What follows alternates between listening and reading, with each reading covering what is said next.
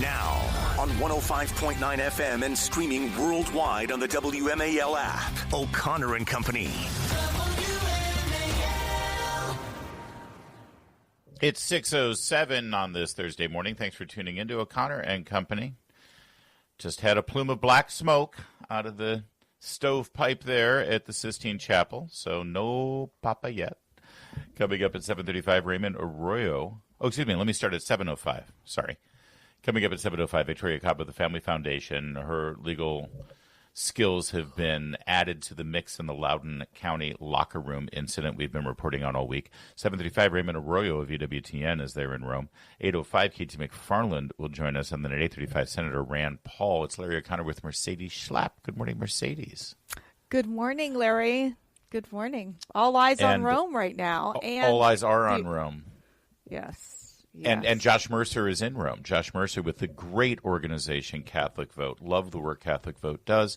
He is editor of The Loop over there at the Catholic Vote and co-host of The Loop podcast. And Buonasera? No. How late is it there? I don't know. But Josh, good to see you. Thanks for joining us. It's still not. It's just it's noon. It's right at the middle of the day here in Rome. I mean, which means you're right. The black smoke. They've already done half of their voting for today. So they do 2 votes in the morning. They do 2 votes in the afternoon. They're done with those 2 votes, and as you say, black smoke. But the thing I find so interesting about all of this, the mainstream media loves to say the Catholic Church is so irrelevant. But man, these same news agencies did a 2-hour live stream of a chimney last night. Yes, exactly. It just cracks me up. I mean, I got to say, the mainstream media also, they have such strong opinions of who the Pope should be, which, it should be, women should be priests, and, they got to, they got to allow for abortions. Like, what's wrong with the church? So it's the double-edged sword with the mainstream media and how they end up covering the papal conclave. So it shows how powerful truly the Pope is in the world. I mean, what impact he has, and it is why at this moment, the fact that these cardinals are all together, hopefully through the grace of the Holy Spirit, that they come up with a good pick. But it does seem that they're moving. I'm not surprised. But what's your expectation in terms of how long this could take? Well, I have to say, I do think it's we've had over the last 4, 5, 6 elections going back into the 50s and stuff like that. Usually it takes them about 2 or 3 days. You have to go all the way back to like 1958, where it takes like a 4th day. And you have to go all the way back to like the 1920s, 100 years ago, to get to like 5 days. I have a feeling this one is going to take a little bit longer. Frankly, the reason why it might go like 4 or 5 days rather than just 2 or 3 days, and who knows, obviously, but so many of these cardinals, Francis picked cardinals from all over the world, from Mongolia to Sweden, places that never had cardinals before. And a lot of liberals think, oh, this is great. They're going to be lockstep, left wing, and all that kind of stuff. Not necessarily. But the biggest thing is they don't even know each other. They've only gathered together as cardinals twice over the last 12 years. So these cardinals don't even know each other. They don't speak a common language. I mean, it's not like everyone's really brushed up on their Latin. So they're getting to know each other. And I am absolutely not surprised at all we're still going to have black smoke. I have a feeling later tonight we'll see black smoke again. I mean, of course, anyone could be surprised. I heard the commercial for sports betting. I got to tell you, all bets are off. I mean, who knows what's going to happen, right? But I have a feeling they're going to take their time on this one, because I think a lot of these cardinals they don't want to get burned. They don't want to read something in the newspaper a week or two after they elected someone and go, what did we do? So yeah. They don't want the buyer's remorse. They want to think this thing through. So this is interesting to me, Josh, because we know they're sequestered. We know they don't have any connection to the outside world. We know what the conclave rules are. So in between votes, when you say they don't even know each other, are they getting to know each other? And is the whole idea that they're basically trying to talk to the cardinal next to them or sitting at the table over there in the cafeteria so that they can sort of feel them out? I mean, imagine what those conversations are like when you know that you're basically being vetted. I mean, if you're having a conversation with someone, it's because you're trying to determine whether whether they should be the Pope or not. That's really sort of what they're figuring out right now. Right, exactly. I mean, right now they're heading to lunch. I know you guys are, the morning crew there, but yeah, they're going to lunch right now, and they're going to take their time with their lunches. You know what I'm saying? It's not just eating; it's greeting. Italy. They're going to be, yeah, of course. I can tell you, 2-hour lunches. I could get used to this, but it's great. And they talk to each other, and different coalitions. And what about this guy? And it's a kind of a mystery. We usually hear about what ends up happening afterwards, but yeah.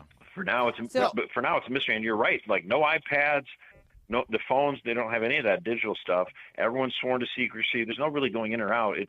They're in the Sistine Chapel. They're looking at that beautiful, Michelangelo, The Last Judgment, kind of overlooking all of them, and like this is quite sobering. And then they go off to lunch, and it's not like, oh, let's go into the square. I mean, everyone in the St. Peter's Square is looking around and they're praying, and they're looking at the chimney, but there's no communication to the outside world. It's a amazing. Mystery. It's crazy. Right, mystery is the right word in so many ways. But I do have to say, I was speaking with Deal Hudson, who's works for Ave Maria Radio, and he was mentioning as well that that it seems like the idea for this time around is, do they continue the legacy of Pope Francis, or are they really shifting more towards the center in terms of finding someone who will follow closely the Catholic teachings? As we know, Pope Francis created a lot. He did a lot of good work for the poor, but there was a lot that was missing there, and a lot of confusion that his encyclicals caused to so many Catholics across the globe. And so there is this sense, and I kind of got an insider scoop on this, which was they're looking really a lot to Cardinal Erdo from Hungary. Or is it Parolin from Italy is another one as well. So it looks like Erdo has a strong block with about of 30 cardinals. So it's kind of an interesting, what we're hearing from the outside, basically.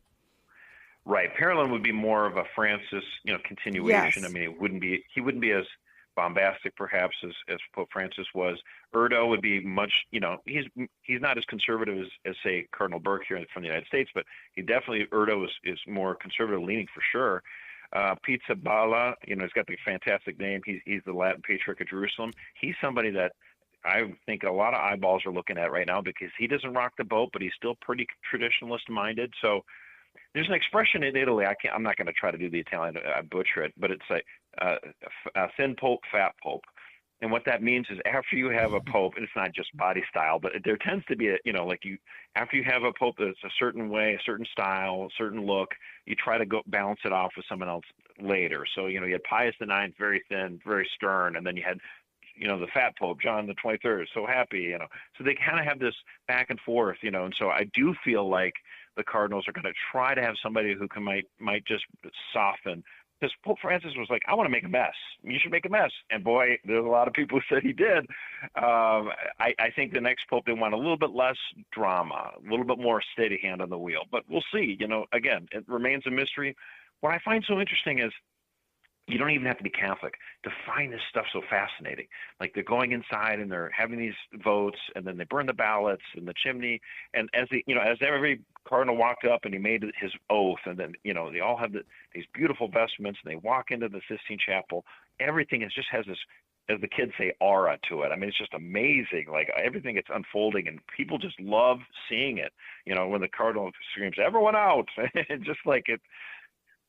It's amazing. Yeah, no, you're right. And as to your first point, all of the people who sort of mock the church and ridicule the church and say the church is irrelevant, and they say the church is a thing of the past and arcane, and even for some of our Christian brothers and sisters who have some pretty uncharitable things to say about the magisterium and the pontiff himself, those Christians who don't align themselves with the Catholic Church, they all seem pretty fixated on this. They all seem to recognize the relevance and importance and the magnitude of what's about to happen, or what's happening as we speak. Josh, you've got. I agree with you, Larry. I mean, what it amounts to is it's a post-Christian West that has a fondness for the mother it once loved, as the historian Josh Charles said. I think it's so true. That's a great way to put it. All right, well, keep us updated, will you? And it's hard for us when we're in the middle of doing our job to sort of soak it all in and recognize, wow, I'm really fortunate that I'm seeing history. But that's what you're doing right now, Josh, and I hope you enjoy it. And also, the carbonara is fantastic in that town. Good Lord. I mean, you're going to come back 20 pounds heavier. All right. God bless you guys. Thanks so much for having me. God bless. Amen. WMAL, making sense of the news. Live from the Home Paramount Pest Control Studios. Home Paramount, the leader in pest control since 1939.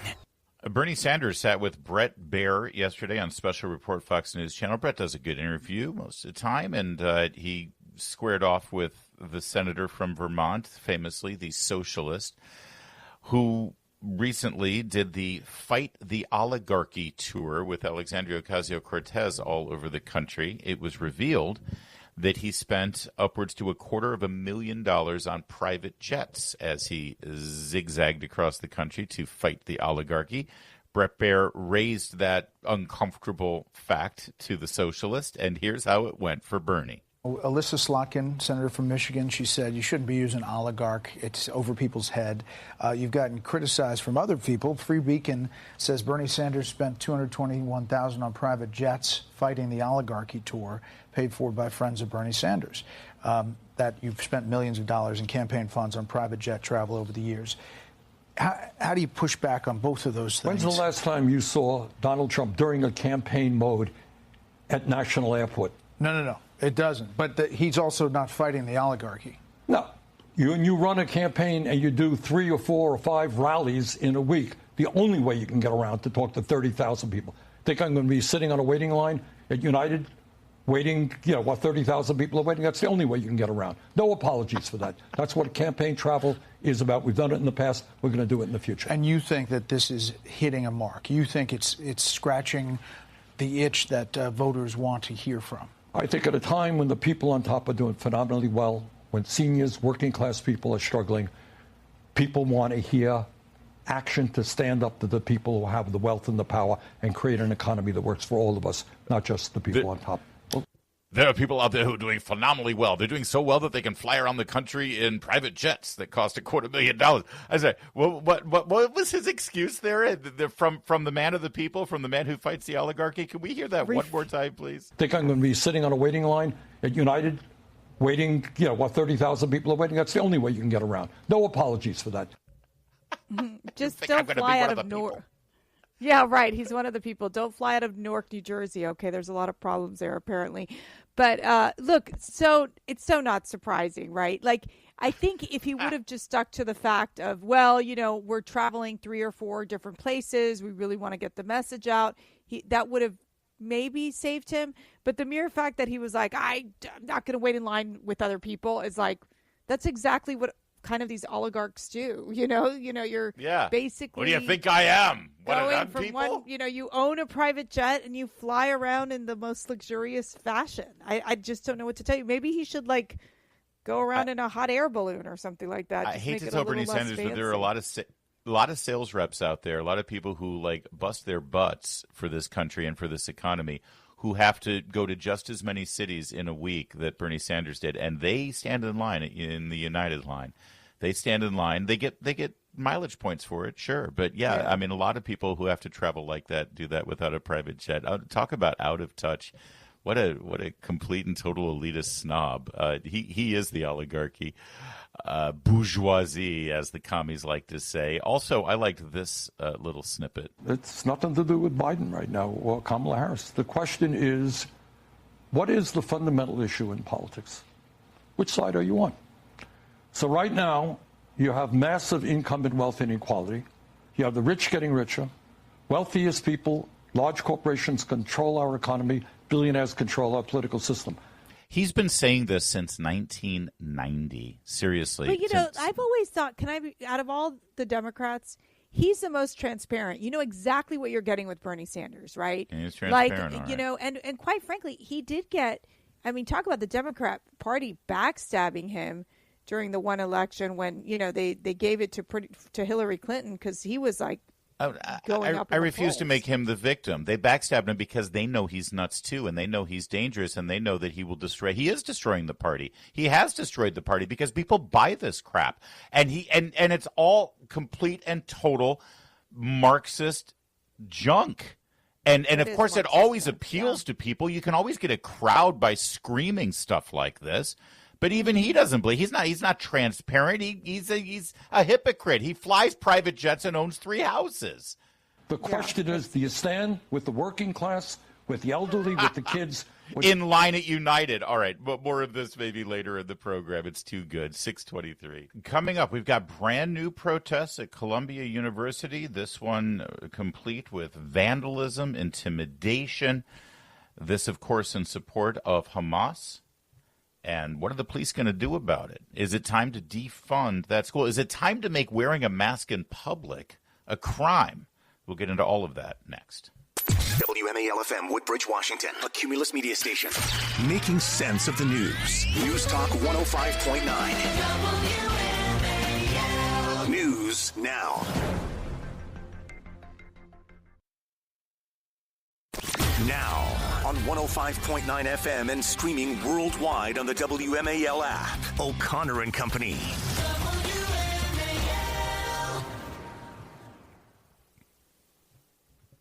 I don't know about you, but I'm living La Vida Loca, and you can't tell me otherwise. It is 6:37. It's O'Connor and Company. Why is that funny? Do I not look like I'm living La Vida Loca? Oh, absolutely. You're all about the Vida Loca. That's absolutely right. So I got to ask you, what was your favorite part of the wedding last weekend? Well, I can tell you in a second. Can I tell everybody who's coming up on the show first, though? Sure. You know we're on the air right now. Well, I love it when you just talk to me like, hey, Larry, want a coffee? Yeah. Coming up at 7:05, Victoria Cobb Family Foundation, 7:35, Raymond Arroyo of EWTN in Rome, and at 8:05, K2 McFarland, 8:35, Senator Rand Paul. That's a ton. That's Mercedes Schlapp. And we're just chatting over coffee or two here. My favorite part of the wedding, the Mass was amazing. Oh, beautiful. It was a beautiful Mass. It was a beautiful Mass, and I was really locked in on Father as he. So, the priest who officiated the wedding is also the father of my son-in-law.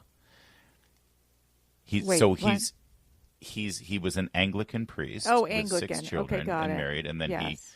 he converted to Catholicism, and he's also a chaplain in the United States Army. He's a great guy, and wow.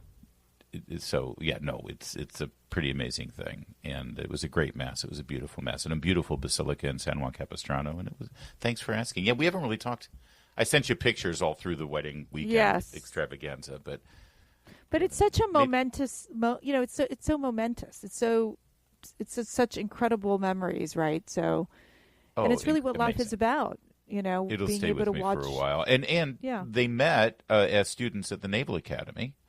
They're both military officers. They met at the academy. Imagine if my daughter had gone to Columbia University and met some Antifa pig instead, because the pro-Hamas Antifa mob stormed into the library yesterday. They refused. Here's the thing. There have been no repercussions. Nobody's been arrested. Nobody's had to pay a penalty for all of the destruction and vandalism and pro-terrorist activities for last year. Maybe things will be different now. Here's Jesse Waters last night reporting on those protests in real time. Arab Spring breakers are taking over Columbia again. Over 100 college jihadis stormed into the campus library and tore the place up.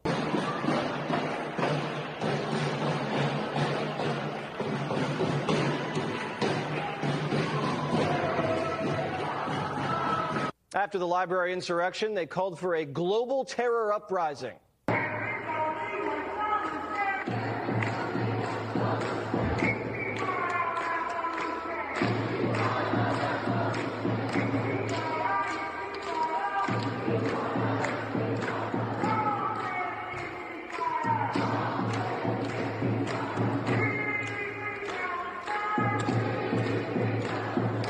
After holding the library hostage, the radicals demanded Columbia let their people go. But the university had different plans. No one can leave unless you show ID. The rioters weren't thrilled and tried to bum rush their way out.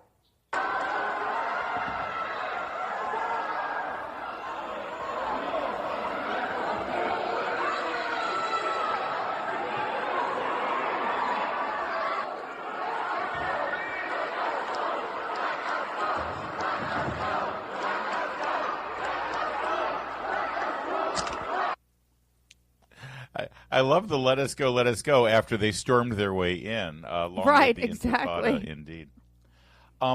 By the way, they were all wearing masks. They were all wearing either, ski masks like Antifa often does, or they were wearing, like they were concerned about a virus mask, or they were wrapping the keffiyehs, the terrorist scarves around their face to hide their identity.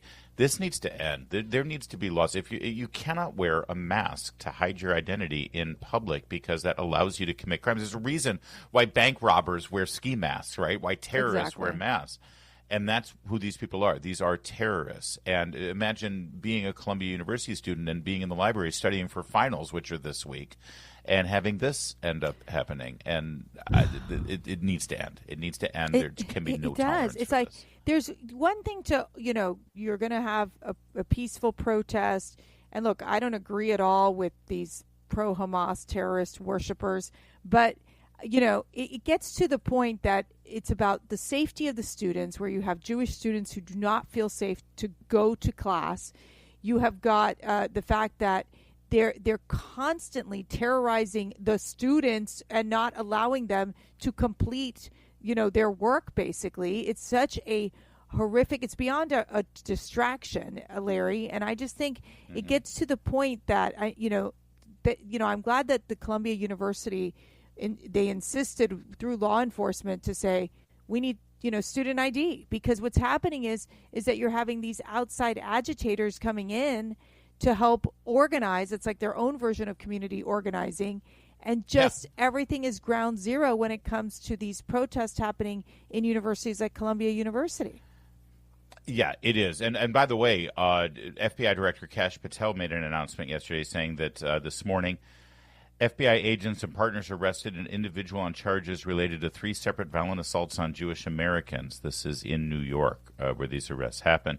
Don't know if they're related to Columbia University, but New York has a serious problem here, and it continues. Secretary of State Marco Rubio, after seeing the videos of the riots at the Columbia University Library, posted this. He said, "We're reviewing the visa status of the trespassers and vandals who took over Columbia University's library. Pro-Hamas thugs are no longer welcome in our great union." That's great. That's important. I'm ready for Columbia University to do something as well. Now, the fact that they locked these guys in and wouldn't let them out, they're all subject to arrest. I keep saying, they're all subject to arrest. Have they been arrested? Yeah, were there arrests made? And will the charges stick? And will Alvin Bragg prosecute? No, because New York is more interested in left-wing radical politics than they are in keeping the citizenry safe and, in fact, law and order. That's the reality of the situation. It's 6:43 now. Later this morning in the Chris Plante Show, Elon Musk and Doge say they've saved $1,000 per taxpayer. The Democrats say, oh yeah, we'll fix that. 9 a.m. on WMAL. Speaking of scummy Hamas terrorists, you remember in the wake of the October 7th attacks, Joe Biden at the State of the Union made a big announcement how he was going to send aid to the Gazans, remember? And he said part of the way he was going to get aid to the Gazans was for the United States Army and the Army Corps of Engineers to create a temporary pier off of the Mediterranean Sea to be able to deliver aid to the Gazans, as he put it. Let's be clear here. By doing this, first of all, it was incredibly expensive, over $250 million, $230 million it cost. It was a dangerous endeavor. But also, by announcing this temporary pier, it suggested that aid couldn't get to the Gazans via land because Israel was keeping aid from going in there, which was a lie, by the way. The Israelis were actually allowing aid to go in there. But by announcing this, it was sort of a hat tip to the pro-Hamas crowd that Israel was the problem, right? Of course, as we know, the entire thing was a failure. And finally, we're getting reports on it from mainstream media. It only took them a couple of years, Mercedes.